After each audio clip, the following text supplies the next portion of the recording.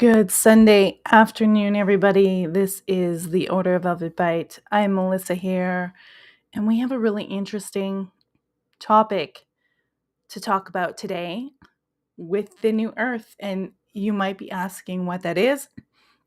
If you are, this is a good show to tune into because we are going to talk about what that is, who set that kind of idea into motion. We're going to go through the pros, the cons, and even some critical things about it.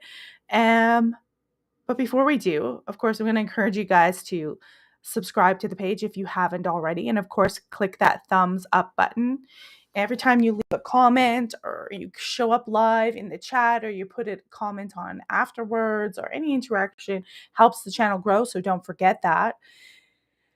Also, before we get into this topic and why I want to talk about this and why I want to focus on stuff like this and vibration and transformation on this channel, I'm here to remind you that I'm not having a Wednesday show for sure, probably not a Thursday show. So the next show is going to be on the winter solstice. That is a Sunday. So you can come and celebrate the winter solstice with me if you have time, 3 p.m. Eastern. We will do a whole spiritual Sunday winter solstice thing. As soon as I'm done here with this stream, I'm back at it, finishing the last renovations and painting before Christmas. I want to get it done before the week's over, and then I'm going to go see the Nutcracker ballet on Wednesday night, so I won't be able to do a stream, so doing something Christmassy. But next Sunday at 3 p.m., we can celebrate the solstice, the winter, I almost said summer, winter solstice together. Maybe I'll have a glass of wine to bring it in or something like that. All right, so 3 p.m. Eastern next Sunday for sure. My internet seems to be being a little bit fragile today, so hopefully it'll hang on. It's just glitched out throughout the whole thing, so I apologize for that. Let me know if you can hear everything and everything's going good and it's streaming on your end. Not that I can really do anything about it.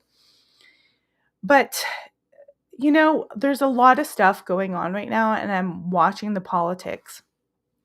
And I'm watching this psyop we just had performed on us with Charlie Kirk. And boy, oh boy, is it it's relevatory to what we're going to talk about today. Trust me, the new Earth. We got incognitos in the room. Hello. We got Jonocide is in the room. Hello. Hello. Hopefully a few more of you will stream in. Today we were only streaming on YouTube, Twitch, and then we're streaming on the Substack and the Patreon. Rumble is misbehaving. I don't want to pay them money every month. But you know what happened?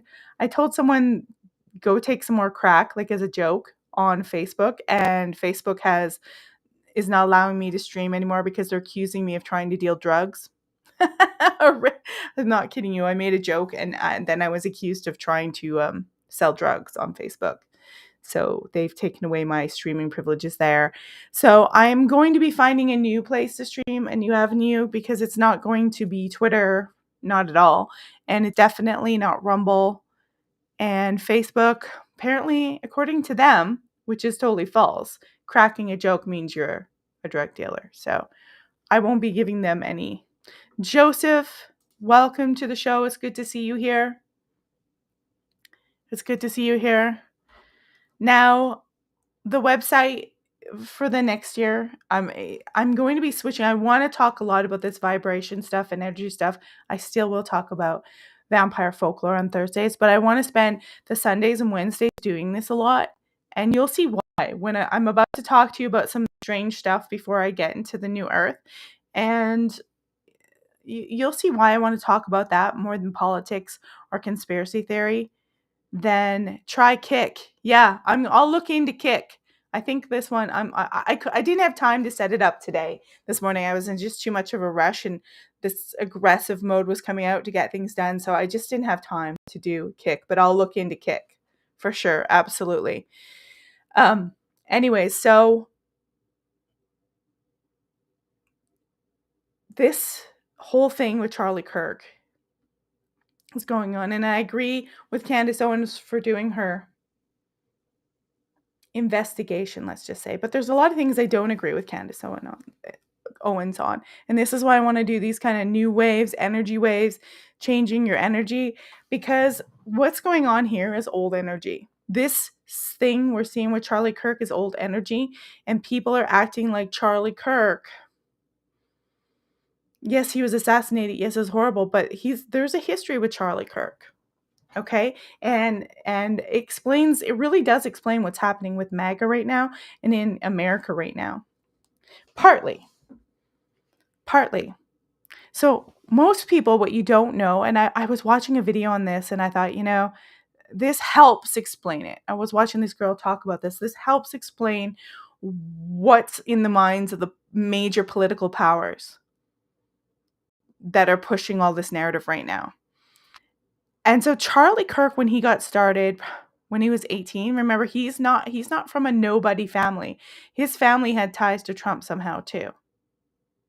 So he's from a family that was well off, and everyone calls him a genius. And he got his start when this sort of Christian nationalist fellow, billionaire named Foster Friess,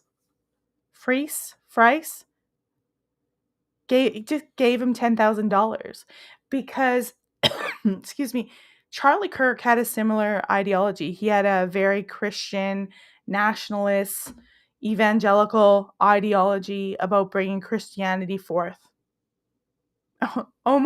It's almost like these people want to bring about this end of days. It's almost like in their minds they have this prophecy. It's really bizarre.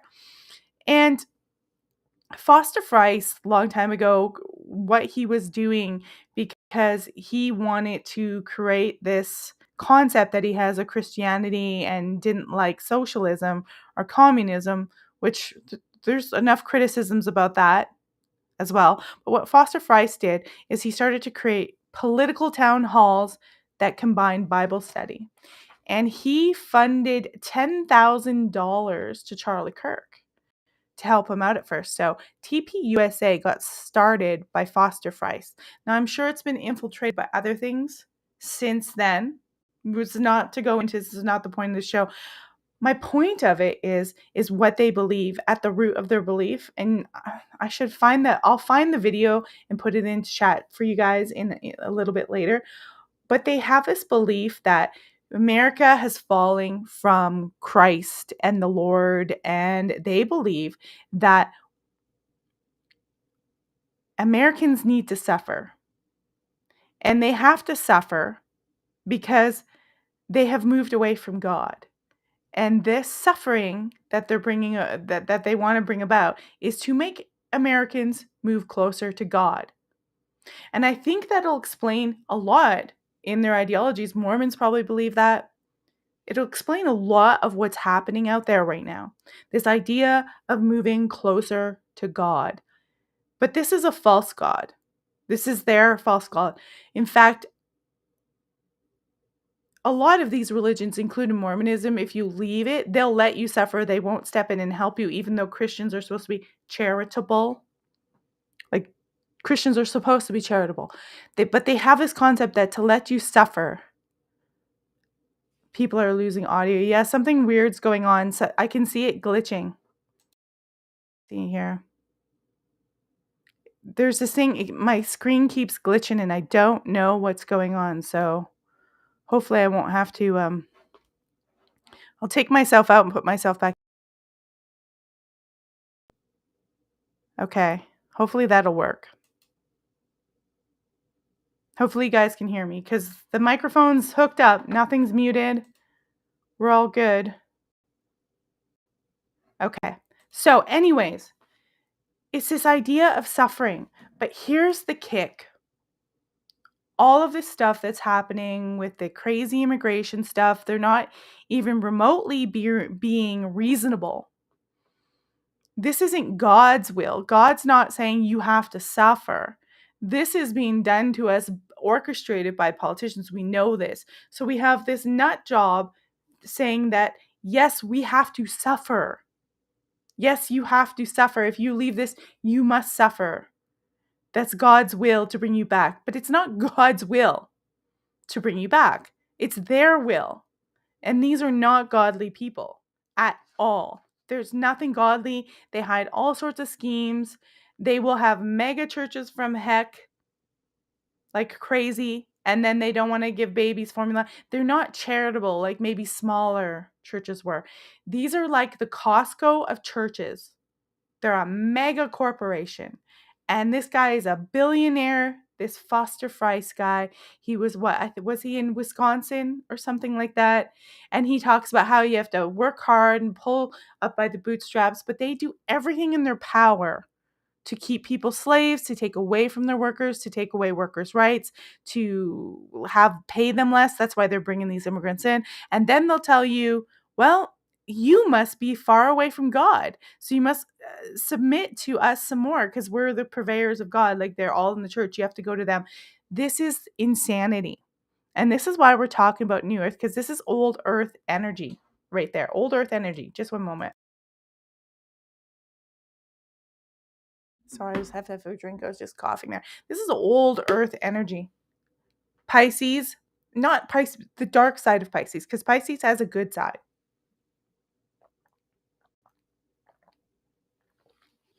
Pisces has a good side, like everything.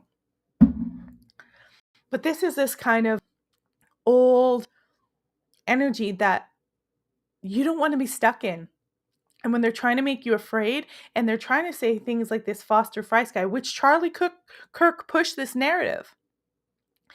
I think what happened is as Charlie Kirk got older and grew and got more exposed, yes, he exposed his idea, but he also got exposed so that he changed slightly. And I think he was moving away from that and moving away from you know what country.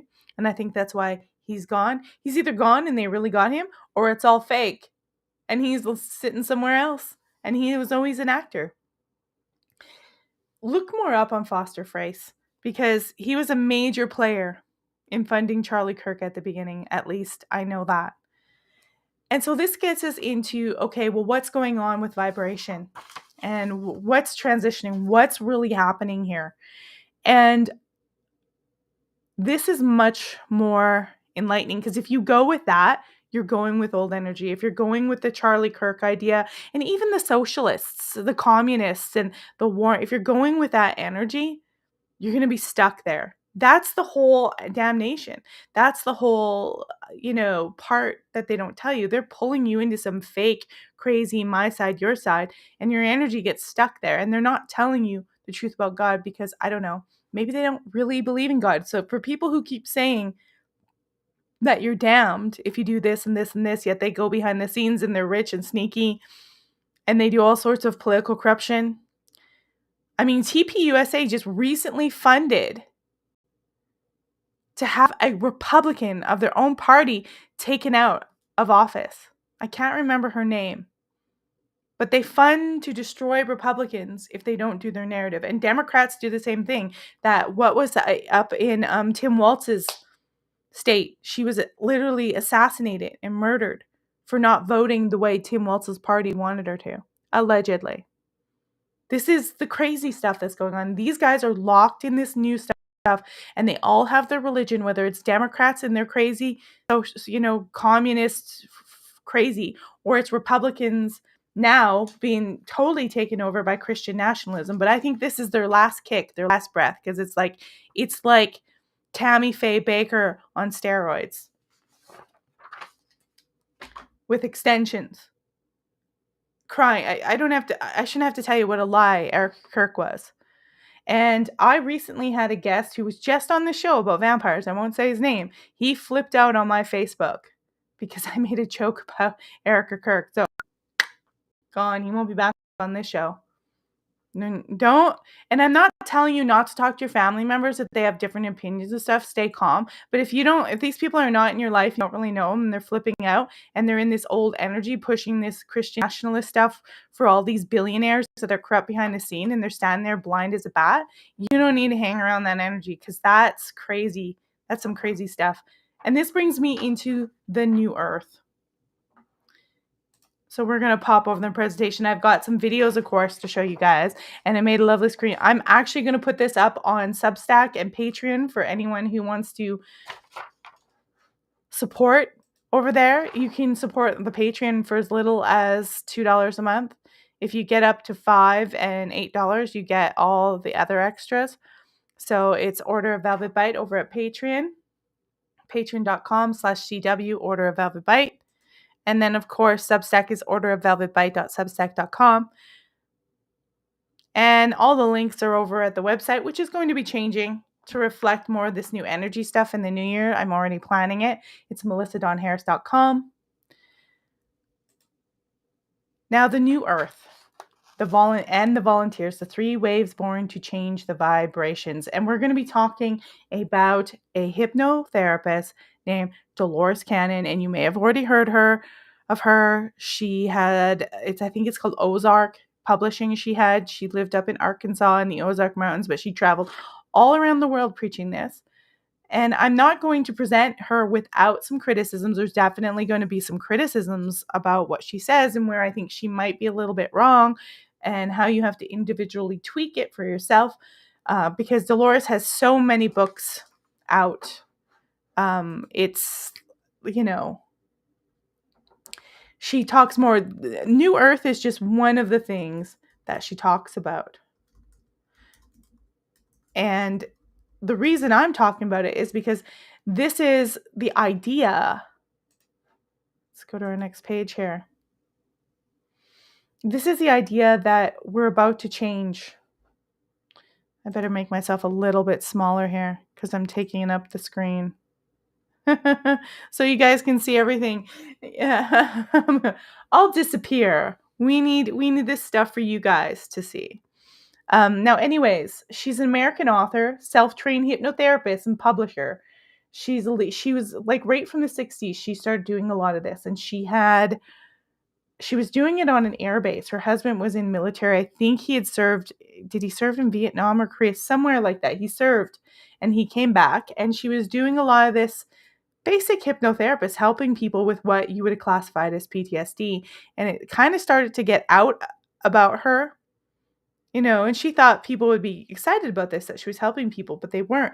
And then her husband was in this really bad car crash where they thought he was going to die. His whole body was crushed. It took like a year and a half, and then he was in a wheelchair.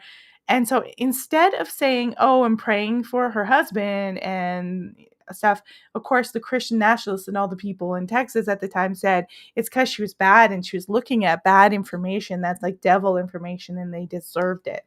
It's a really crazy story she talked about, but she went on, she raised her kids, she did a lot of the home stuff, and then she went on to get back into the hypnotherapy when she was older, and she started to do past life regressions. And in those past life regressions, she's done things like contact Nostradamus, but she was contacting some energy and Akashic records, and everything was coming out with this similar message for most of her clients. And one of the things she came up with is this New Earth theory. Her concept of New Earth describes a simultaneous higher dimension reality that the planet is shifting into as human consciousness evolves. The idea is central to her book. You can go check this book out, 3 Waves of Volunteers and the New Earth. So we're going to be getting into that one. Now, you're like, okay, what is New Earth? We have a little drink break here. Super dry throat today, guys. Remember to thumbs up this show. Help me out, share it, leave a comment, chit chat. If you have any questions, don't hesitate to ask because I will answer them when we're doing this. 100%. I'm looking for you. So New Earth is a spiritual evolution where humanity collectively moves beyond an ego-driven suffering into a reality based on love and higher consciousness. Now, I know it sounds a little woo, but we'll get to this. The New Earth is around consciousness, love, unity, and peace, free from negativity and the karmic cycles. Remember, people say like this is a soul trap where karma and reincarnation and all this stuff, they're like keeping you trapped here. It's a certain vibration that they're trapping you at. This ties in with the age of Aquarius too and the new energy coming in. And old Earth is the current physical planet that continues to exist on a separate lower vibrational frequency or dimensional plane. The new Earth is a separate timeline or a dimension that branches off from the old one. So there's a branching happening. People have been talking about this for a while, and Dolores Cannon is one of the pioneers of this kind of concept. Dimensional shifts in vibration. The transition to new Earth will be natural process, planetary and human ascension into a higher consciousness. Some people will call it 5D consciousness. You know, it's like how Mega says Trump's playing 4D chess. This is different. The old and new Earth, it's nothing like Trump's 4D chess. He's not 4D chess. Anyways, it's all just faking gay. The old and new Earth exist simultaneously in different dimensions and are undetectable to one another, like layered over top, but they don't know each other's there. Individuals who raise their frequency to match that of New Earth, boy, do I have a lot of work to do, guys. That's why I want to devote my time to this. Will experience that reality. Those who remain at a lower vibration will continue to experience the old Earth reality. The process involves letting go of old patterns, relationships, and environments that no longer match one's elevated vibration, as they naturally will fall away. So you'll see this stuff fall away out of your life. Any kind of chaotic stuff you're doing, you do have to let it go, and that's painful. I understand. I'm not here to tell you what to do, by the way. I'm just explaining. The transition between two worlds. How does the transition process happen according to Dolores Cannon? How is this going on? Like, what do you do? Well, there's this concept that there's people that are coming into the world that are not your regular humans that have been reincarnated over and over and over again. They're called these volunteers. They're like spirits who have never ever incarnated in Earth or come here ever before. They're new and they're here to shake it up, and they come in 3 different waves. We are going to tell you what those 3 waves. She calls them volunteers, and generally speaking, they've never been here before. They're new. You got the first wave that was born between the 40s and the 60s, almost post-war. The second wave from the 60s to the 80s. And then the third wave born the 80s and onwards. I'm not sure if there's a fourth wave. There might be a fourth wave. There might be something that's happening after that Dolores never explored. Well, actually, I can look that up while we're doing the show. I actually wondered that. Like, isn't there another wave? Like, it's like pioneers going across the ocean to the new world back in the day or something like that, but it's not happening physically from one continent to the other. It's like a mind vibration thing, I guess you could say. That's how she described it. So first wave is called the ground crew. And in this first wave began incarnating just before 1940. I don't know that. I think she was born in way before these waves. So she's telling us about the waves, but she's not really part of the wave. Now, she describes them as souls who come in early to anchor new energy, even though the world wasn't ready for it yet. They essentially laid an energetic groundwork so later waves could awaken humanity more openly. So you've got the pioneers of the new earth. So their role was to hold frequency, not less necessary to awaken others directly. Many didn't realize their purpose and felt like failures, even though they weren't. Some of their symptoms, they often had difficult lives, felt like they didn't belong, carried deep compassion, but struggled with depression, addiction, or burnout. They were the start of resisting societal norms. You could start to see it. And I don't mean depraved, sick people resisting, the norms. I mean, we'll see in a minute. Gen X is definitely second wave, but not everybody's these, like not all of us, we might not be one of these. If we've been reincarnated a whole bunch of times, we might not be part of the wave. They're just select some people. And I've got some criticisms about having these titles, by the way, at the end. Resisting societal norms, tasked with challenging the status quo. They often struggled with authority and traditional societal norms, facing resistance because they clashed with prevailing beliefs. Paul from Newcastle, welcome to the show. It's glad to see you here. I hope things are going well in jolly old England today. Second wave. And then we'll do second wave, and then we'll watch some videos. How does that sound? I think that's what I got on the scale here for you guys today. Yeah, we gotta talk about some some video stuff here. We got to talk about the waves. I've got some wave videos. So second wave is the Gen Xers generation, generally speaking. There might be a few boomers in there. They're called the way showers. So you're born from the late 60s to the 80s, maybe mid 60s, focusing on assisting others and acting as channels of energy. The role wasn't to fight the system like the first wave, but to model a new way of being, often just by their presence. Many of them feel exhausted today because they absorbed the emotional weight of the world. Their criteria state of being, they came in to show a new way, not by force. They often absorbs others' emotions and can feel overwhelmed by the world. Many struggle with anxiety, fatigue, or feeling overloaded. They're antennas of energy. So if you're one of these people that come in, not everybody is that. Not everybody is these special people. Remember, the idea is that they're being shot in to show people. And that's why it's so hard for them here, because they've never done it before. And they're supposed to get in, do their job, and get out. But they're obviously finding out that this place is a challenge, right? It's challenging here.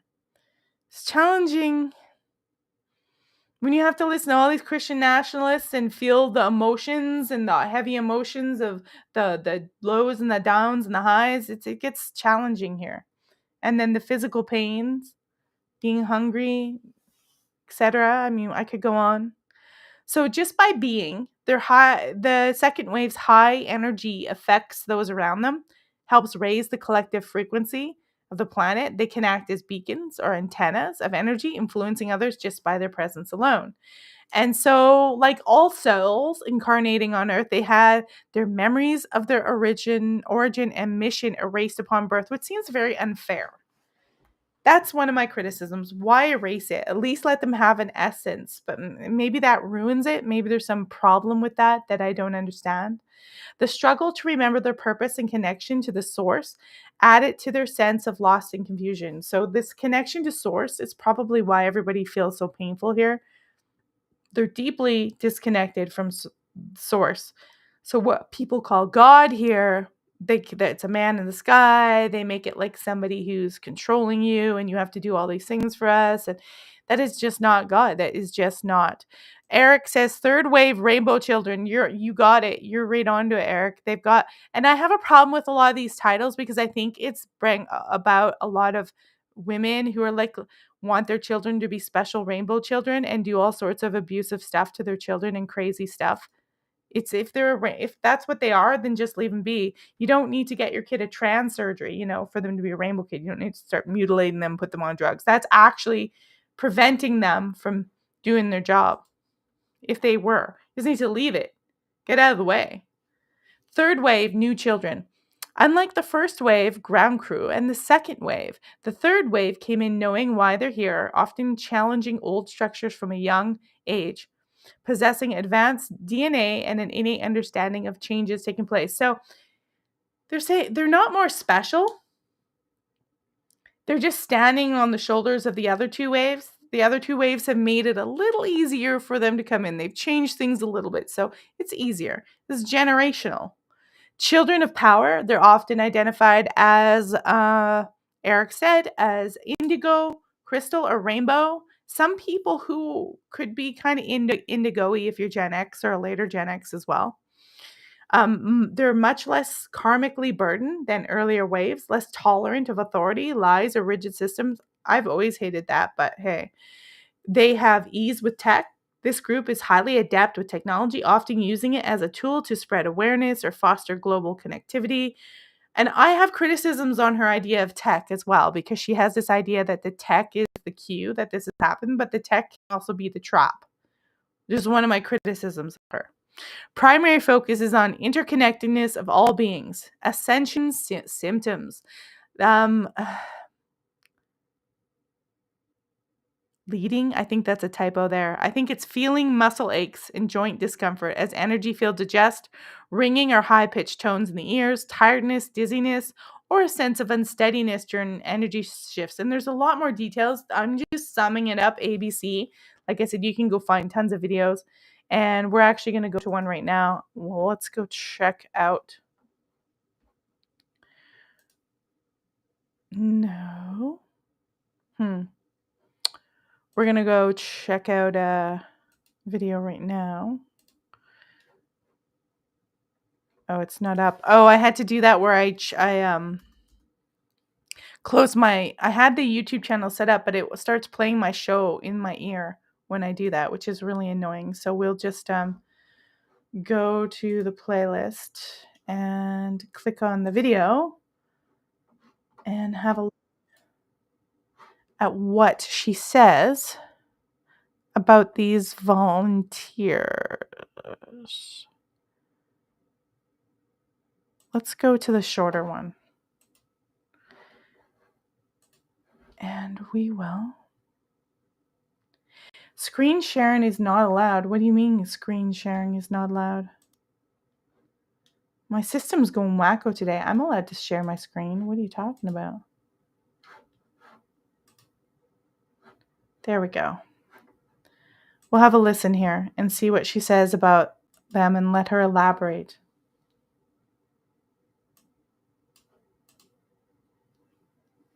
So the first wave, we figured started being born somewhere around the end of World War II. So they'd be in their 50s, early 60s, 40s, those age groups. And they really don't want to be here. They don't like it. They don't understand the violence. They don't understand, they don't like it, they don't understand it, they don't understand strong emotions like hate and anger and fear. It frightens them because they've never experienced it. On the planets and the places they came from, they didn't have it. It's an earth thing. So it frightened them. So they don't like that. And many of these people have good families, they have good jobs, but yet they've tried to commit suicide because they really don't want to be here in this world. And they're always saying, I want to go home, but I don't know where home is. I just know it's not here. So it's a feeling of confusion.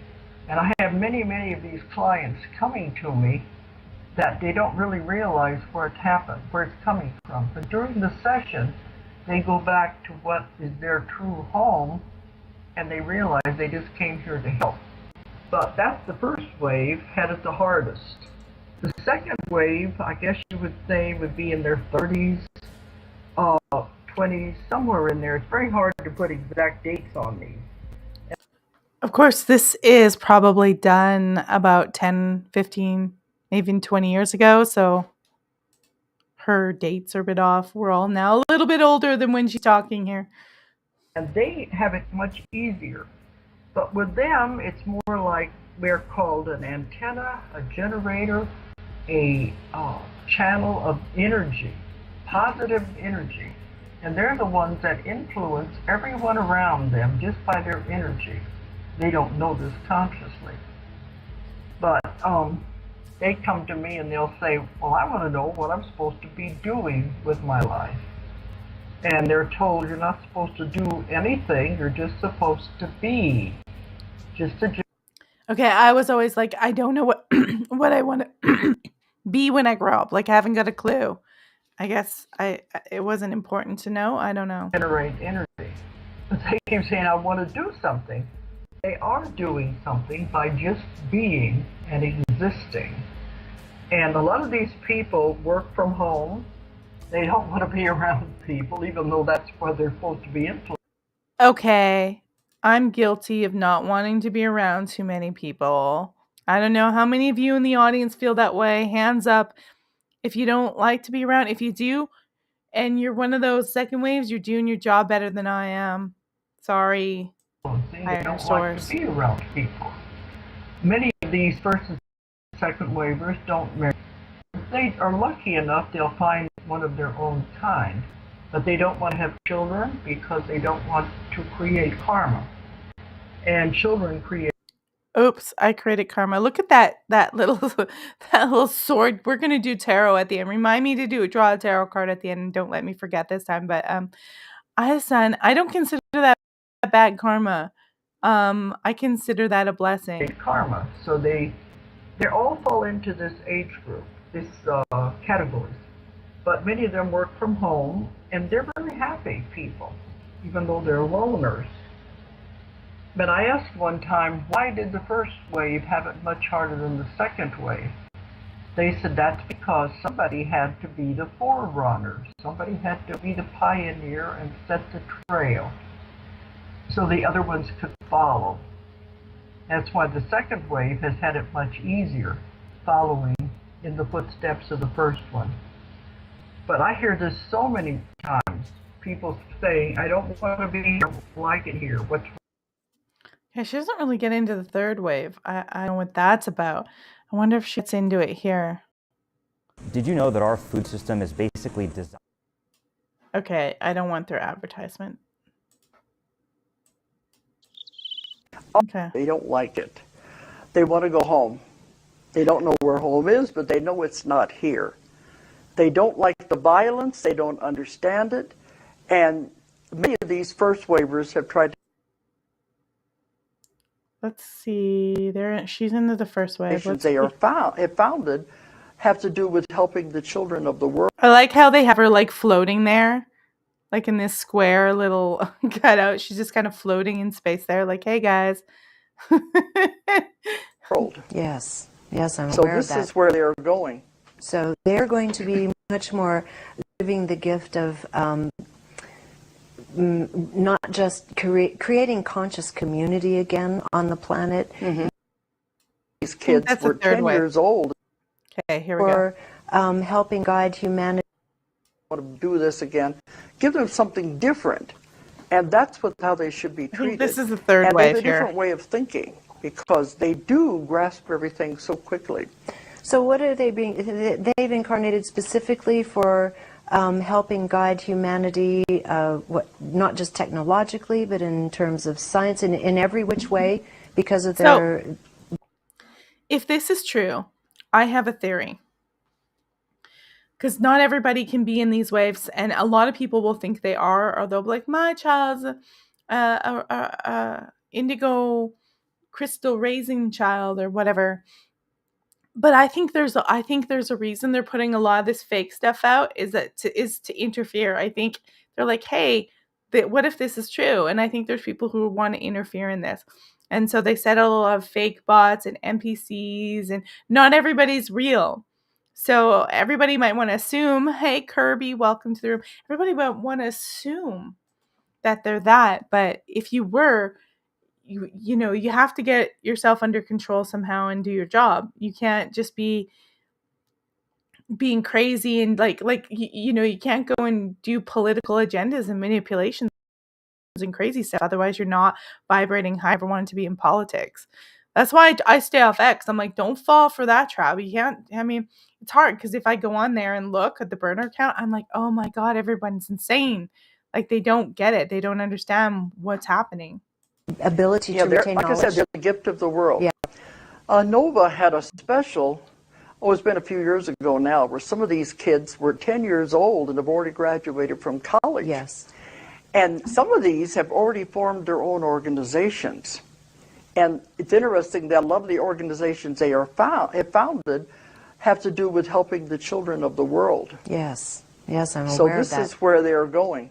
So they're going to be. Also, another thing, we have to be careful about these organizations because we know there is a lot of really horrible people out there who are trafficking children and creating these organizations and hiding evil behind them. So one of my criticisms of her is she when you think everything's rainbows and crystals, you don't see that there are people who will infiltrate and take over that and turn it into something wicked and bad. As a lesson, maybe they have to learn. I don't know. But to be aware of that. And I think it goes deeper than she ever discusses. She to me, she does surface level stuff and she doesn't actually realize how a lot of these systems she's talking about, the wicked people here just infiltrate it every single time. Every single time. Be much more giving the gift of not just creating conscious community again on the planet, using Getting it back to what it's supposed to be. Getting it back to what it's supposed to be. Because the rest of them were caught into the wheel of karma. They don't know how to solve their own problems, let alone the world's problems. These people don't have those basic karmic problems. The thing is she also says, look, if you're here and you think you're meant to do something and you've created some karma, you have to let it go. She also tells you can let it go and let go and forgive and let go of all that stuff and just let it go. And then you let go of the karma. So you're not doomed to this karmic cycle. I don't want to be negative and have people like, oh, I had children and everything went wrong. You just don't hold on to the stuff, and hopefully your children won't hold on to it. Because usually people are so hyperly angry and critical of their parents now that they're blaming their parents for everything. And you've got everybody calling everybody a narcissist these days because they disagree with them. It's out of hand. Problems, so they can just go in a different way. They're putting the world into this new world, the new earth, because we're headed toward a wonderful time. Yes, that's the good news. Technology will be used in a wonderful way. So many wonderful things are happening. So these new children have a part in it. And the first and second waves have a part, but they've had difficulty. And so from this point forward, it should become much more harmonious for the beings that are choosing to incarnate during this period. Because as you write... Okay, so as you can see, I'm going to stop that one there. But there's like this very naive concept that it's all going to be roses, it's all going to be nice and basically all smell the roses. And as we can see, if this generation here, they're having their challenges, but they're aware. I'm so impressed by how aware the young people are with some of the situations that are happening today. And they're like, hell no, we're not voting for this crap. How they call stuff out. I am really happy that I'm seeing that, but it's a tough job. And a lot of times, you know what, these people that I was talking about at the beginning, like the Christian national billionaires, Foster Friess, who basically helped Charlie Kirk get started, these people believe that I don't think they believe it. I think it's the message they put out there as propaganda that we're suffering because we're away from God and we have to suffer so we get to God. And that's not how God really is. I've talked to many people who have NDEs. That's not how the source is. Source isn't suffering. This is a fake God. This is their pathetic excuse of why everything's happening. So they're like, you have to come to our church. You have to come and put the control under us. And they're trying to pull you back in the old system by saying this. That is the old system. They're trying to pull you back there by fear. And as we can see, fear is kind of fake. It's real, but it's fake at the same time. We'll go on to the next part of it is fear is not real. The only thing that is real is love. And they're not dealing in love. It's fake love because they fear monger you to them by saying you have to suffer. Mother Teresa used to say a lot of this stuff as well. They could alleviate a lot of these people's suffering. They have the money, they have the technology, but they're like, suffering brings you closer to God. That's not true. Suffering puts you in a bad vibration. You don't actually are closer to God. You're actually more separated from God when you're suffering and you're crying and you feel pain. It is totally the opposite. It's this smack stuff I hear is just insane. Okay, so what is the fate of the old Earth? Actually, before we get into this, I wanted to play this video where she talks about them being tech-orientated. Tech-orientated. Check this out. Of what's going in the really be very good for the people if they will stick with it and do it. But the great genius, that is part of what's going in the addendum. The internet has been very helpful with this because Nostradamus saw the next wave of computers. The first one was going to be, you would operate by voice, which they're working on now. The next ones would be by thought. And I've heard that this is being worked on. But during the time of the great genius, there would be an organic computer. And that it would be able to duplicate human parts, duplicate human bodies.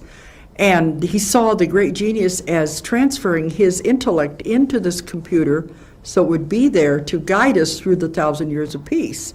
We'll also be running all the power that will power the world and the space stations.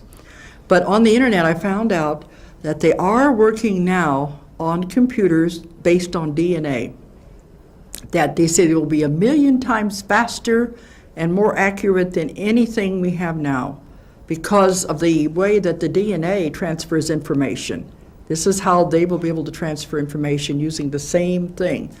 Because they have gone as small as they can go with chips. The next step is cellular. So they said everything is going to go down to the tiny, tiny level of cells. And this is all in the field called nanotechnology. Nano meaning very, very tiny. And it's amazing because we were given this information 10 years ago, and it's happening now. It's all coming about. That he said that the great genius would transfer his knowledge into this. They say this is very possible because all it is. Okay, so you see what she's talking about, and a lot of us have great criticism of it. And I have a great criticism of her take on that because she seems to be really biased and not really understanding that a lot of this AI is not the real God. It's a fake God. It's a fake God. She just doesn't have that concept. So I'm not sure who she's channeling, but a lot of this technology is really devastating to humans. It's transhumanism. It's not vibrating us to the new earth, in my opinion, or some new ascension. It would have to be organic. And so I don't know why she would mistake in that. I don't know. Maybe she thought the internet was giving her really good information, but she didn't realize the agenda here. But I wouldn't get wrapped up in being overly inundated with tech. The reason the children today are in with tech is because they're seeing it at a really young age, where we never saw it, that this kind of tech, till we were in our 20s.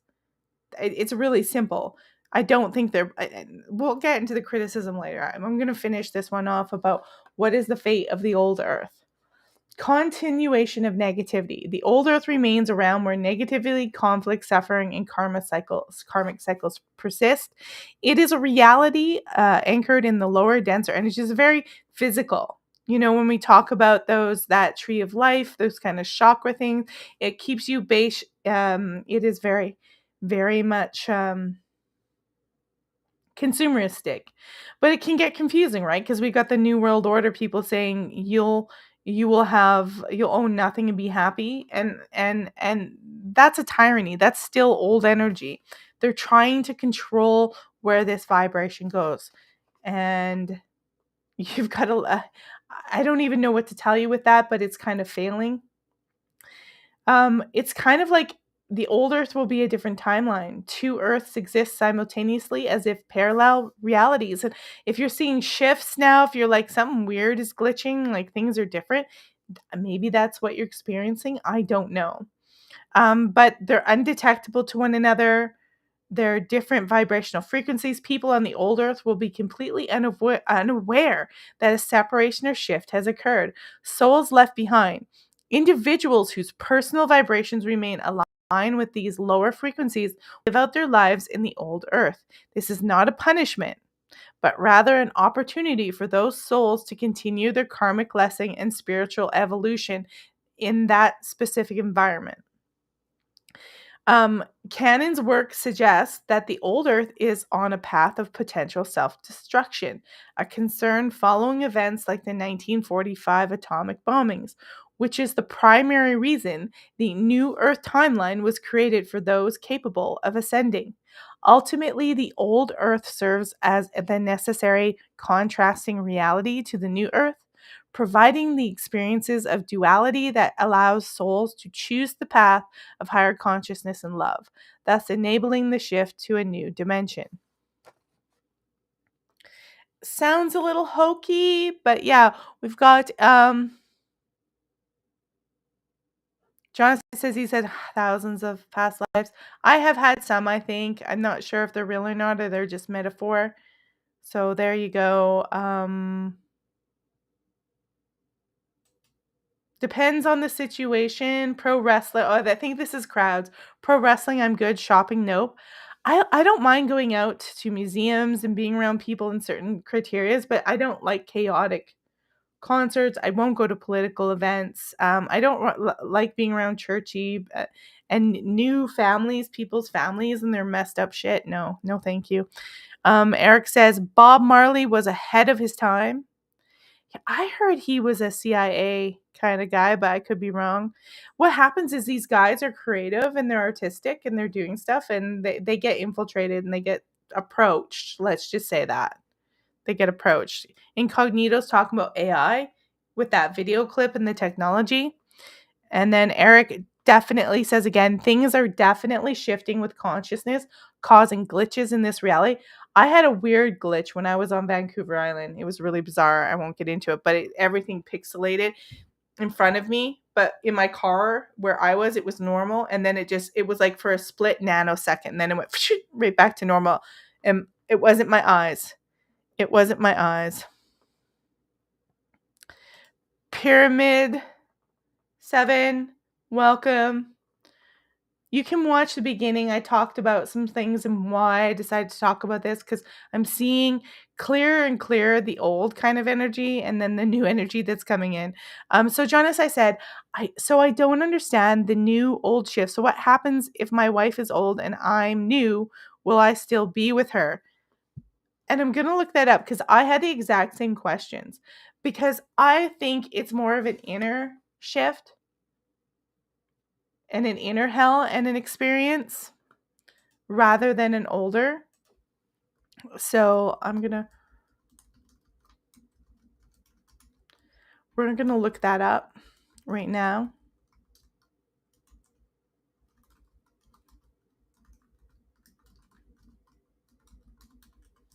We're gonna have a look and see if I can find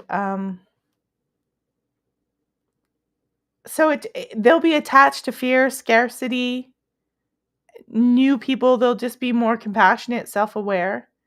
It says here, because I actually asked the specific question with wife. If your wife feels old energy, it means she's on a different path, potentially still tied to old lessons. She might even return or come back.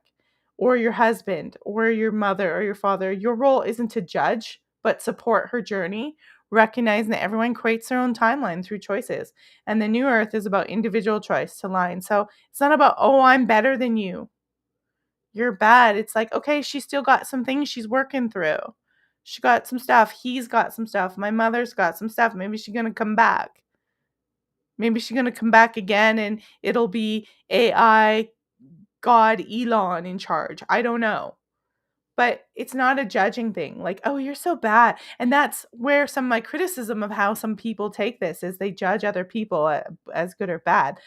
And I think it's because we have this heaven and hell dynamic that's been created in our mind by the Orthodox and Catholic Church, presenting that you're going to go to hell. This isn't a hell or God. It's just, can you vibrate out of this trappy thing and kind of get what you're supposed to do? Or do you stay there? Maybe you need a little more work.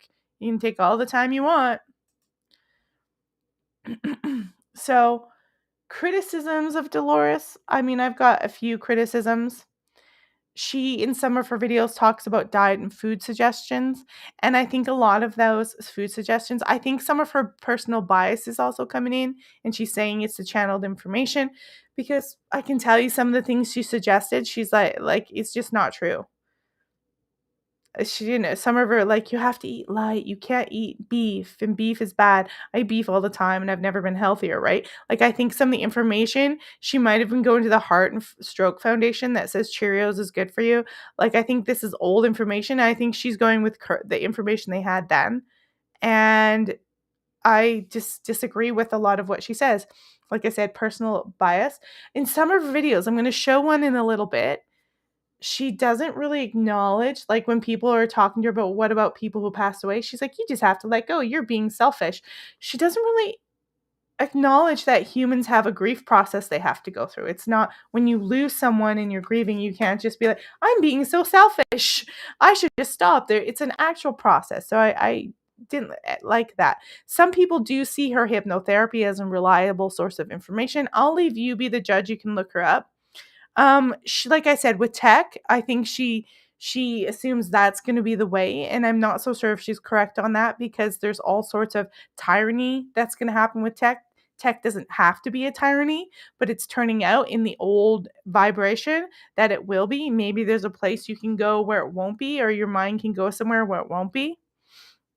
The biggest thing I have with the indigo crystal children is seeing children as special and their symptoms as special. You get problems with parents. Now they're like, my child's a rainbow child, so they're a trans, non-gendered, dual-gendered monkey, and they're trying to drug them up and do all sorts of crazy stuff to make it happen instead of just allowing their children to be healthy children. They're actually making their life a living hell. Also, some of the things that they're saying is special is actually effects on normal healthy children from toxins in our environment. And you have to look at all those things and do research outside of this. So I'm saying you can look at this and use it, but also realize there's other reasons why children, technology itself could be damaging children and giving them these problems. And she uses biblical scripture sometimes, and I see biblical scripture that you have to be wary of it because a lot of it was written as propaganda back in the day. So we have to understand a lot of these things are control systems that you have to let go of that too and let that be. If these Christians believe that people have to suffer, if they believe that there's a second coming of Christ or that the Antichrist is coming and everything has to burn and fall apart, if they believe that, they're pushing this. You have to. There's nothing you can do. You kind of just have to let them believe that. You can't stop their momentum. I think it's going to crash and burn. If you go look at the Charlie Kirk stuff that's happening right now, it didn't go the way they thought it would go. It didn't go the way they thought would go, and that's what makes me think like, oh, people are aware of the propaganda. The younger people are like, hey, this is a lie. These people are full of it. I'm not standing for this, because what do they have to lose? They're getting overpriced education, no housing. What do they got to lose? Like, they're like, piss off. This is crazy. So this old system is like Pisces on the dark side of Pisces on heroin. Like I said, we've got these mega churches are absolutely totally corrupt. It is just really impossible. So a lot of the scriptures, you can't really use that stuff for a new age that's coming, because a lot of it's propaganda meant to make you afraid, especially biblical stuff where they're telling you some antichrist is going to come and burn up the world and destroy everything. That's fear-based, and it's fake. It's fake and gay. The real God would not be like, hey, I want you to be afraid. Their source, when you're back with it, you're supposed to feel at peace and love. And from what I'm told from some people's experiences with near-death experiences, it's like realer than real. It's something that is far out. So there, like I said, there's some criticisms, and maybe she had some information, and it's people are tweaking it and coming into more better information. Like I said, she's doing this hypnotherapy. It's her own technique. She's taught it all over. I looked into it, and I just really didn't want to drop $1,000 on learning it. I know maybe I could learn it at some point and give you all some past life regression that's like really deep. It's like somnambulous. I think she goes like past, like, the original hypnotherapy stuff where you're supposed to basically they help people quit smoking or help them lose weight. It's really shallow. She apparently goes to some somnambulous, like real deep level, and I think you have to be really careful with that. Like super, super careful of that somnambulous kind of, you have to be careful who you're trusting, because they can plant things in your mind. That's why I'm really sketchy on the yoga. There's so much more to look at with Dolores Cannon too. It's not like an all encompassing. We'll watch another video here.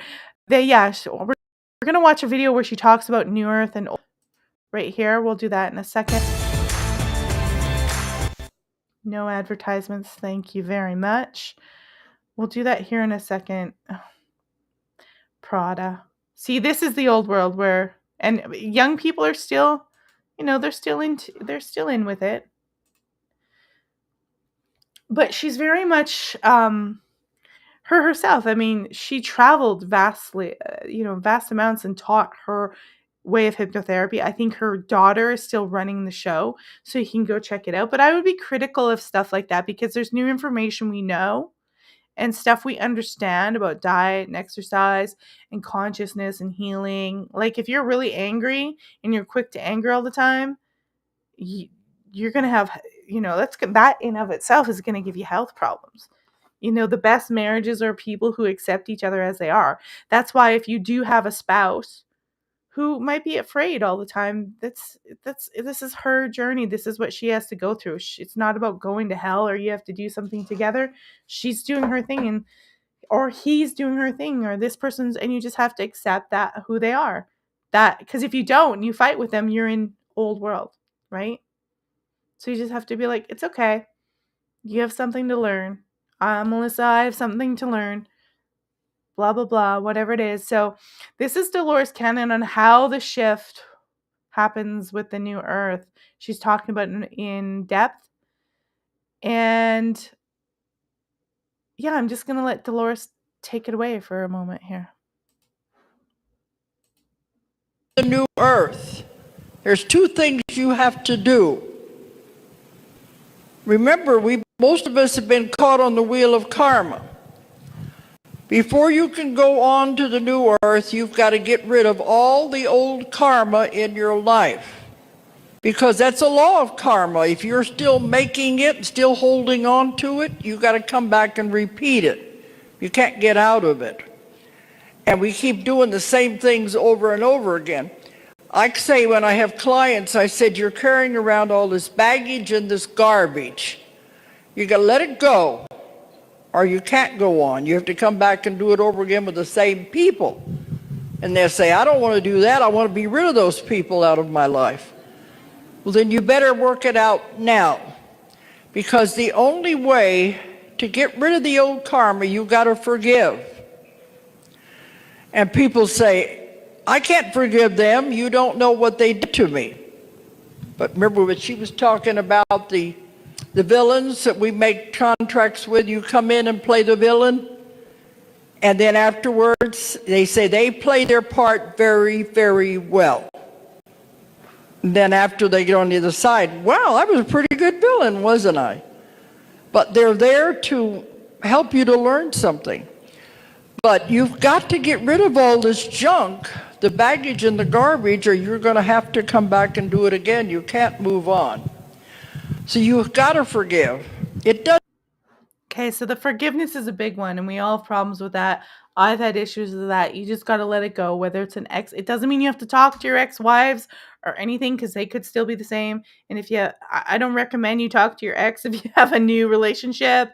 I think that's some bad karma you're going to be creating. You're creating bad karma if you do that, trust me. It's just you got to let it go and say, hey, it happened. We came together for a reason. We learned some. Now they're going on their way and I'm on my way and things are better today. Like you just do. And you don't have to talk to that person all the time. And if you let it go, sometimes you separate it for a while, you realize like they don't even bug you anymore. You're like, oh yeah, whatever. That's nice. Good luck.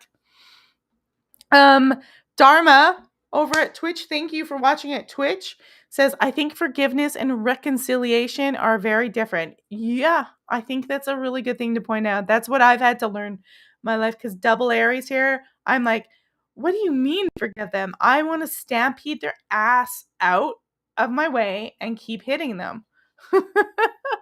Okay. Jonasai says, I'm on the fence with karma. I see too many evil people get away with things like that BBC gut. Yeah, Jimmy Seville. Yeah, well, he's in the old system that supports all their little PDF files and crazy stuff like that. You notice I should just say pedophile. I shouldn't play their game where I don't call them what they are.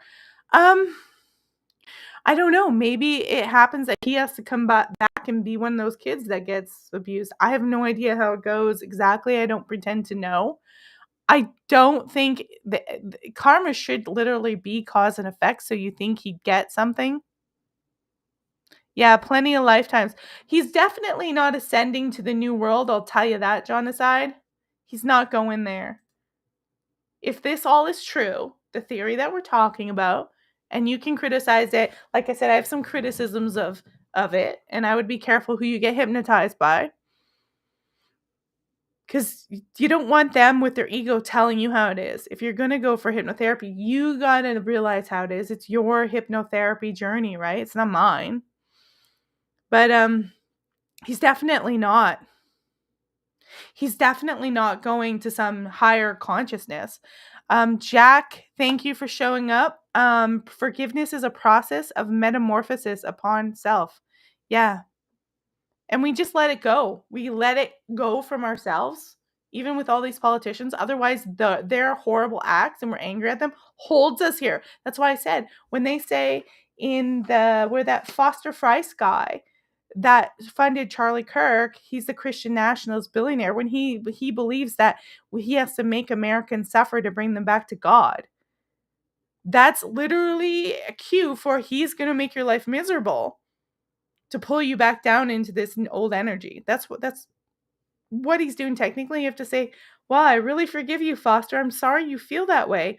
And now it's blowing up in your face, and TPUSA is a fraudulent thing, and we got to let them battle their battle and kind of look away. Otherwise, they're going to hold us here. And I'm learning this more and more as I get heated up about certain things. I'm like, God, Melissa, they're going to hold you here. They're going to hold you here. You got to forgive them and say, "Sorry, Charlie." But yeah, even Erica, she's a little fembot. She's a bot.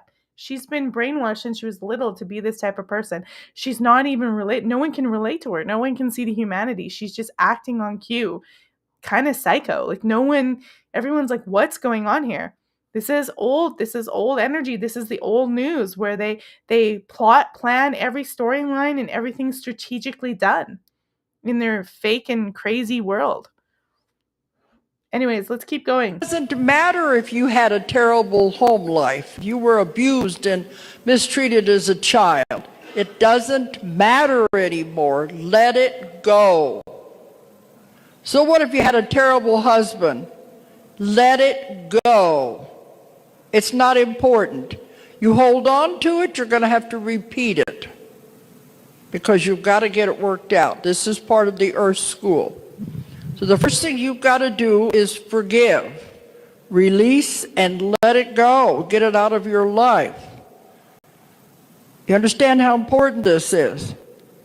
You don't know how many clients I see, especially with cancer, because they have not let it go. That's what causes these diseases, the garbage. The other thing you have to get rid of out of your life if you're going to go is fear. Fear is not real. Fear is an illusion. You hold on to fear, you are held onto the wheel of karma. You got to let it go. It doesn't matter. Fear is an illusion. I have to go do my road test all over again at 48 to get my driver's license in America. I have my Canadian driver's license. And I'm telling you, I got to let go of the fear because I have anxiety about being tested. Even though I know how to drive, I'm doing everything perfectly normal, and I've tested myself out. But I've got to listen to Dolores and let go of the fear. Eric says that's some bullshit. Trauma is real. Get some therapy. Well, here's the thing. She's just saying you have to let go of the fear. She's not telling you that it's real here, but it's not real in some other ways. Like, you can go do therapy work. Like I talked to you guys about that energy work, what that possession guy did. Right? It's here in the physical body, but in order to transcend, you have to let it go. So there's definitely therapies that you can do to move on things, to let it go, to help you facilitate. So it's a good criticism of her because she's being really blunt. She tends to be blunt, but there's things you can do. You can say, okay, I have this. It's here. It's real.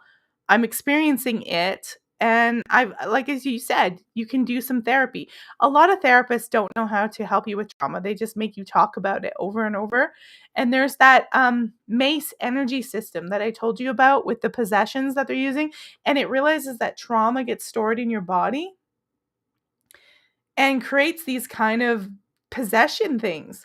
And it actually, and shamanistic people know this, they move it out of you, they move the energy out, so it helps you with your PTSD or different traumas. So that's one thing to look into. It's MACE. Yeah, no, I know. That's my description. Like, she's kind of dismissive, and I'm going to show you a video where she talks about near death. I don't think she means to be. I think she's just this tough old lady, and she comes across that way. Like, when someone dies, you go through a grieving process. You can't escape it. And if you don't go through the process and finally accept it, you don't, you stay in this horrible place. So the grieving process is real, and you've got to do it, right? I think she just, yeah, I think you're right about that. I totally agree. Jack says it's a matrix. It is a matrix. It's a big trick. And so like that MACE, MACE, that kind of therapy is a good one for moving energy out for trauma. And I'm going to be looking to, I actually emailed the people about it and they never got back to me. So when I have more time, I'm going to look into it. I looked into her hypnotherapy. I might, if I have more money in the future, look at it again, but I wasn't about to dump $1,000 at all. So let's keep listening to her talk about, she's talking about how you have to move into from the old to the new. She's saying let go of trauma, let go of it. And you know what? You can decide all that stuff, how you do it. You can go get therapy, you can go do the MACE energy, you can see a shaman, you can meditate, you get to decide. You know you have trauma. It's not real because when you die, it dissolves. It doesn't exist anymore. You separate from your ego. Maybe that's what she means, but you get to decide how to do that. I don't get to tell you. Fear is for entertainment purposes only. Well, No. and a lot of the fear is manufactured in the sense that they put you in the situations. They manufacture fear on TV. They create psychopaths. They create war. They may even create famines. They're creating fake weather. They're creating a lot of these anxieties people have, and then they're putting it on the TV. That part is really crazy. Is something we should be aware of. Is how manufactured fear is. Don't believe all the stuff you see on TV and what you hear in the newspapers. It's all to generate fear. Think for yourself. Ask lots and lots of questions. If it doesn't make sense, you make up your own mind. Does it make sense or not? But you're the one that decides. Don't buy into all the fear. That holds you to the earth. Now we're going to do a little exercise here to show you how you can forgive. It's easy, but you got to mean it. You remember I told you when you come into the life, you make contracts with people. You make your plan. You say, okay, you be the husband, I'll be the wife. You make these contracts with people when you come into the life. All right. I don't know how many of you need to forgive, but this would be a good exercise for you to do. And some people want to write it down afterwards. Of course, if you get the DVDs, it'll all be on there. Okay, let's see, it doesn't matter. You can't go to the person and talk to them directly. That's too hard to do. Many times the person that you're still angry about has already died, so you can't go and talk to them directly. This is the way you do it, and I'm going to show you how. Let's close your eyes. And I want you to picture that person in your mind, what they look like. And you say to that person, we tried, we really tried, it didn't work. Let's tear up the contract and see yourself tearing up the contract and throwing it away. Then you say to that person, I forgive you, I release you, I let you go. You go your way with love, I go my way. We don't have to be connected anymore at all.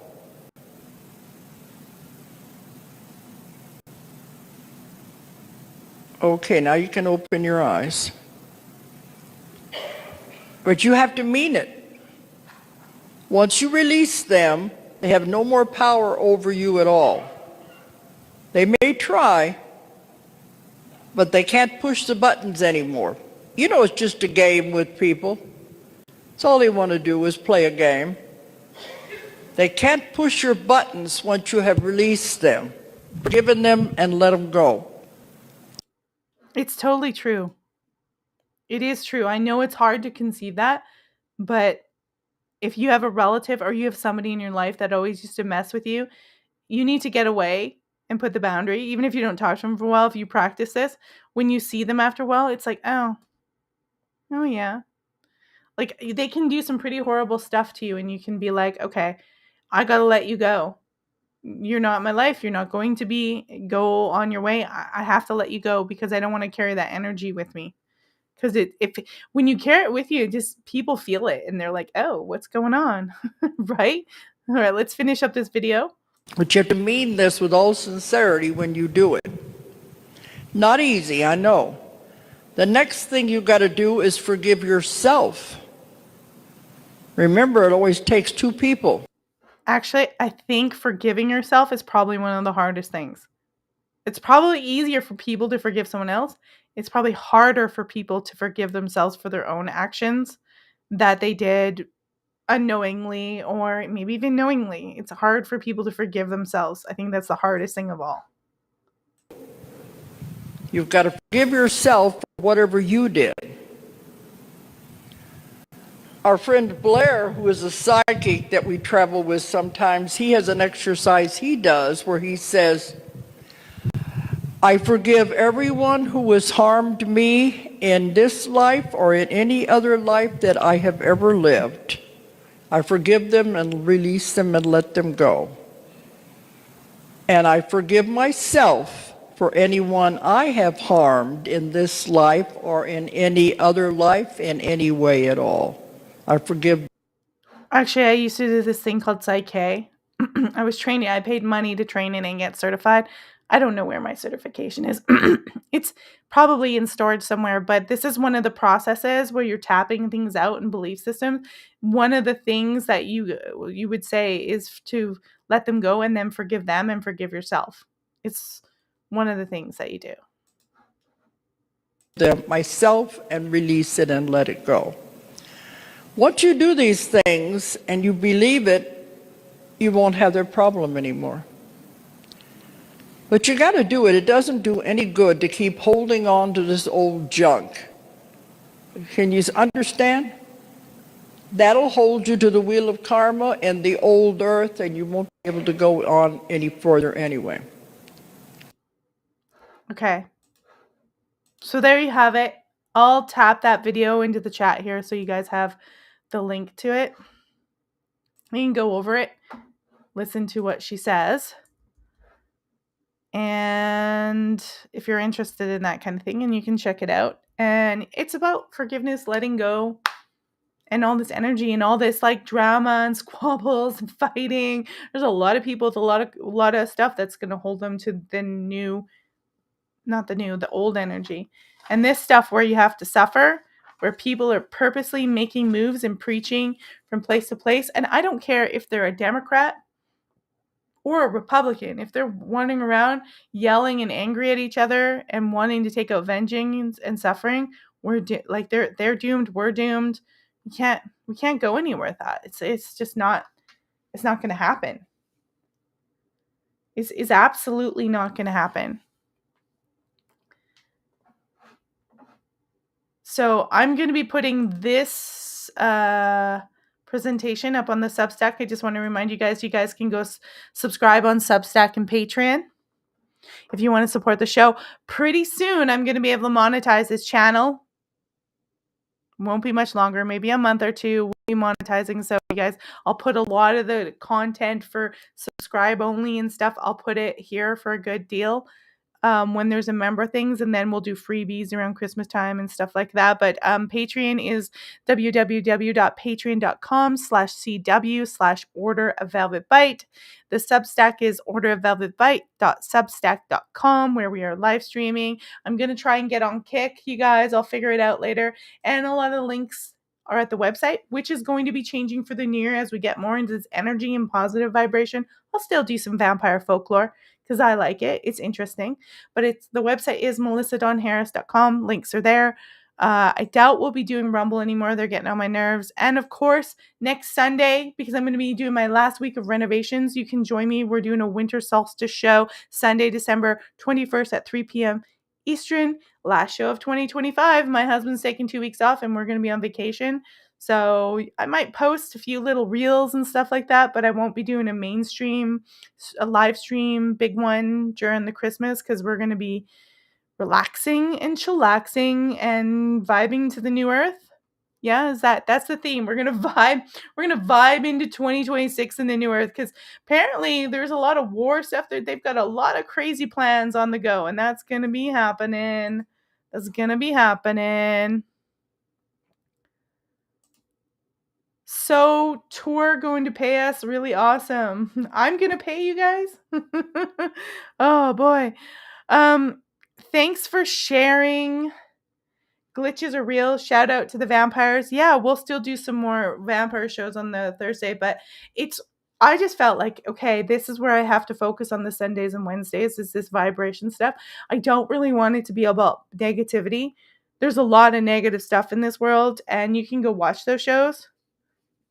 You can watch the shows. We're going to do a fun winter solstice bringing in on next Sunday. We'll talk about the history of it, what it means, cycles, spiritual stuff. There's a lot of people who think that we're going to see a more rise in paganism. I don't know if that's real as this shifts, but Christianity, Judaism, Muslim, Islam, the three Abrahamic religions are playing something strange right out, and this is old world vibration. It's really crazy. There's some of them who aren't, but a lot of them are being used, and they're being pulled back into the drama. They're being used for their money. Even if they support Erica Kirk and they don't really kind of see the crap that TPUSA is doing, and it's on both political sides. Everybody's being taken for something, and it's old energy.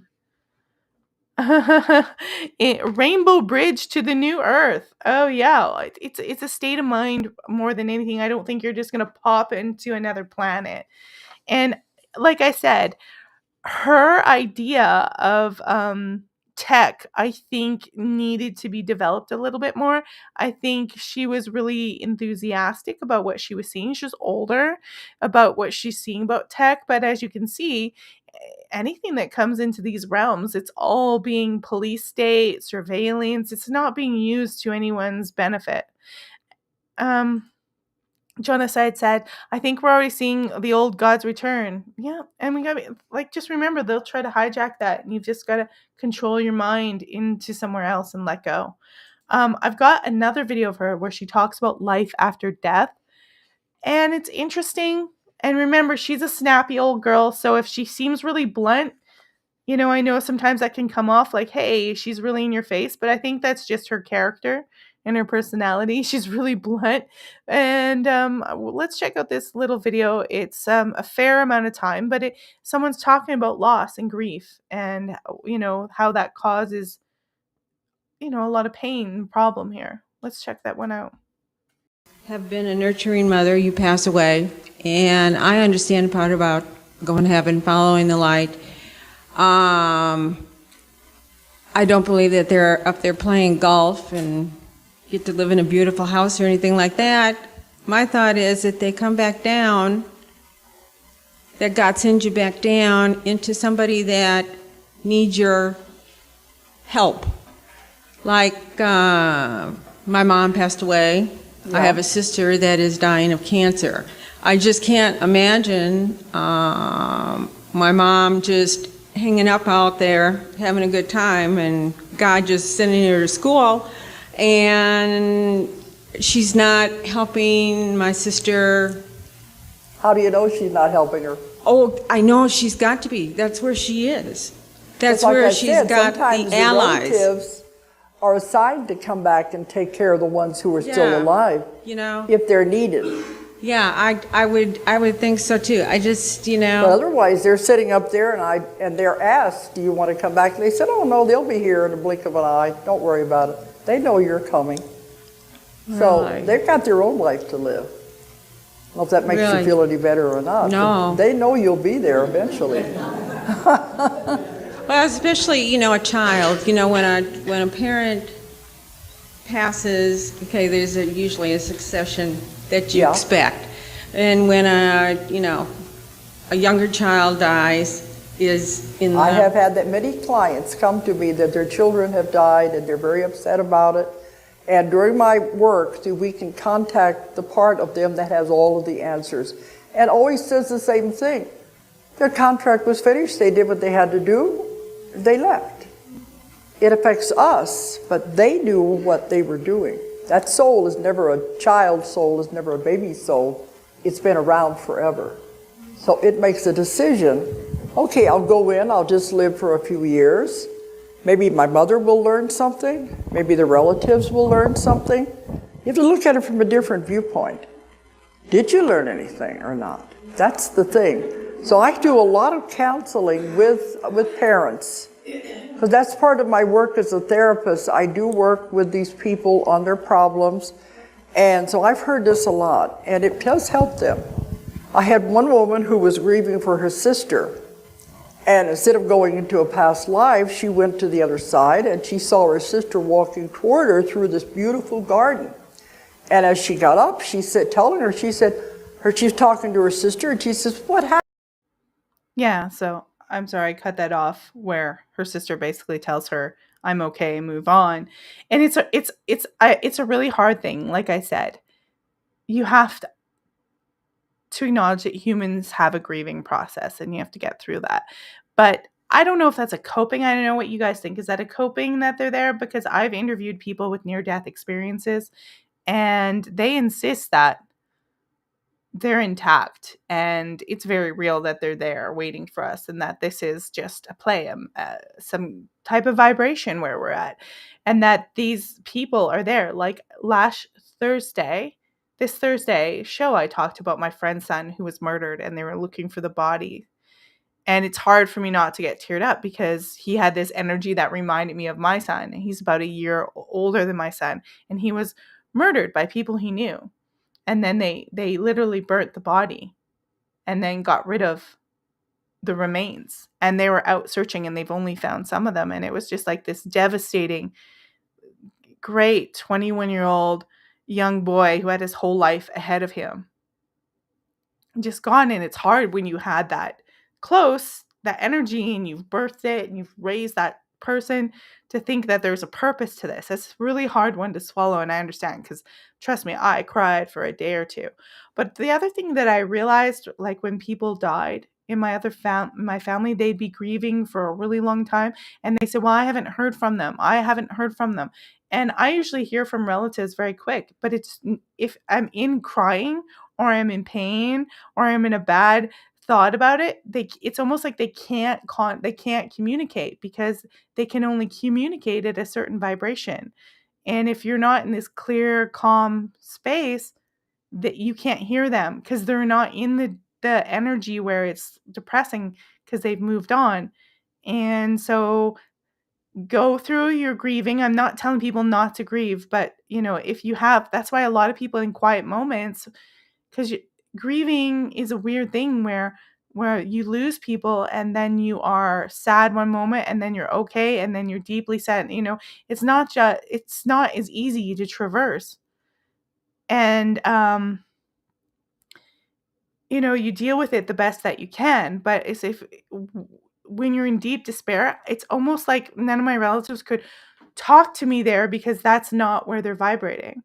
So it's just something to put in mind. And, everybody has to do their own thing. No judgment. If you have to grieve for 6 to 8 months, that's what you have to do. But you should slowly be able to get up and move. You shouldn't end your life because of that. And I know deaths can destroy entire families and separate them, and it's a horrible thing, especially when it's young and tragic like Mackay. But I think they would want you to slowly move and live your life. And if you get to that place, you can kind of fleetingly, they can contact you every time a relative or something has come back. I've been in this really quiet and calm place. It was when the despair had left. And that's just my tip on it. I don't know if it rings true to you guys or not. You can let me know what you think in the chat or in the comments if you're rewatching this after. But that's what I have to say about the transition. It's something that you see happening. It is tied, I think it's no coincidence that people keep talking about age of Aquarius and things shifting, but it just, there's a lot of people who hijack this and hijack your emotions, anything that's trying to make you feel too much and hold on to anger or choose a side, which is everywhere all the time. I fall to it. It's probably some old system thing trying to pull your energy back in, because they need our minds, they need our energy, they need all that stuff to keep going. That's how their pyramid is set up. And so you are not closer to God through suffering. In fact, if you suffer too long, it probably pushes you farther away from where your ancestors are and where that oneness is. I couldn't disagree more with this Foster Friess guy. Friess, I don't even know how to say his name.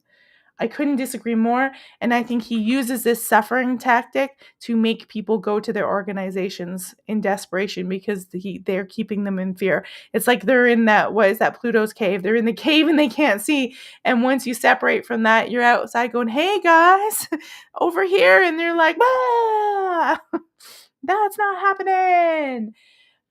It's not going to be. So that is that for the show today. I hope you guys enjoyed it. I'm going to upload that PDF onto the different sites a little later. I did not forget. This is your classic Rider-Waite. I have a few others, but they're in storage. So I'm going to draw a card for you guys and me. Let's see, keep shuffling. No. I don't know when it is. It's right. No, that's not it. This one's taking a while today. Usually it comes up really quickly. You guys are wondering how I do this.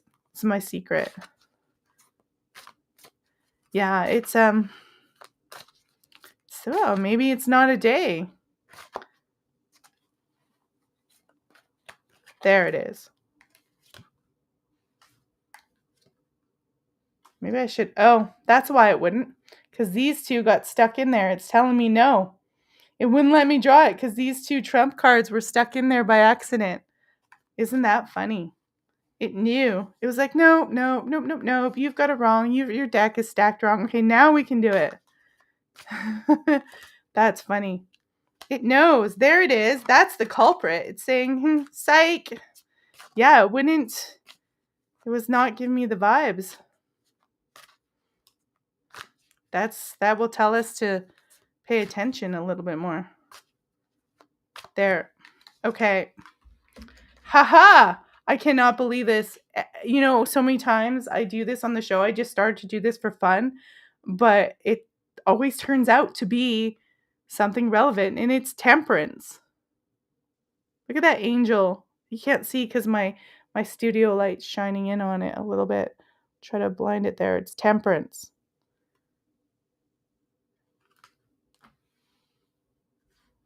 Patience, virtue, balance, harmony. That's new. That's the new earth, right? There it is. Let's see. Is there any comments? What do you guys think temperance means? I'll tell you in a second what they say, but it's clear. It's clear to me that it's about having some patience and some good judgment and some balance. Yeah. Economy, moderation, management, accommodation, frugality. To me, they're balancing it out. And the crown is in the distance. So that's the name of the game for the show today, is temperance. I hope that out. Well, I am going to be paint prepping for the rest of the day. I'm painting this week and going to see the Nutcracker Suite. I think it's Wednesday night. I'll double check on that. I'm pretty sure it's Wednesday night. So I hope you guys enjoyed this show. 53 is their number. Huh. I don't know what that means, but he's got a 53 on his logo, so I'm assuming if you want to elaborate on 53 as their number and what that means, if we're missing something that you understand, go ahead. But the thing with numerology, I'll just say this, is it depends who you're following. Is it Thelema? Is it this? They have different meanings for numbers, but obviously numbers mean a big thing for these people. When they launch all their products, they do it by, believe me, they're doing numerology. They're looking at that Jewish number system. They're looking at astrology. They're looking at the stars. These things do govern them, even though they say. Is it like control for that card? There is a control element to it because they're like frugality. Like you're literally weighing things out and balance. As you see, they're balancing the cup, and in the distance is the crown, right, on the cup. So you're kind of being frugal and balancing your money and budgeting and being commerce. So to plan ahead for a future of prosperity, I guess. So that's the lesson for today. Be frugal. All right, guys, I'm going to head out. I hope you enjoyed that Spiritual Sunday. Check out Dolores Cannon, her books. Her audiobooks are available anywhere. There's lots of videos of her online. We just went over one small thing about New Earth and those volunteers and the waves. McCroy said 53 is the architect's personal source code watermark that he signed, stamped onto all the objects in his render. Okay, interesting. Okay, so we're going to time out here, and I hope you guys have a great week. And if I can do something on Thursday, I will, but I will definitely be doing the winter solstice celebration on Sunday starting at 3 p.m. Eastern. I will be here. Thank you guys all for joining. Don't forget to do thumbs up and then share or like or put a comment in after if you are here. And the website, of course, is melissadonharris.com, and I will see you guys next week. Take care.